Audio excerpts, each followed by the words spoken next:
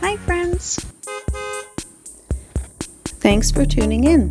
If you like this video, please give it a like, comment below, and take a moment to subscribe to our channel. Okanagan Falls, often called OK Falls, is a charming community situated at the southern end of Skaha Lake, in British Columbia's Okanagan Valley. The name Okanagan comes from the Okanagan language, meaning dog, and falls refers to the small waterfalls that once existed at the lake's outlet. These falls were submerged in the 1950s due to the construction of a dam. The area is renowned for its warm climate, making it a popular destination for outdoor activities. Skaha Lake is one of the warmest lakes in Canada, offering sandy beaches and parks within walking distance of the commercial area. Outdoor enthusiasts can enjoy hiking and biking along the Kettle Valley Railway Trail, which passes through vineyards, orchards, and wineries, providing unparalleled views of the lake. Whether it's enjoying the warm waters of Skaha Lake, exploring the Kettle Valley Railway Trail, or learning about the community's history, Okanagan Falls offers a variety of experiences for visitors.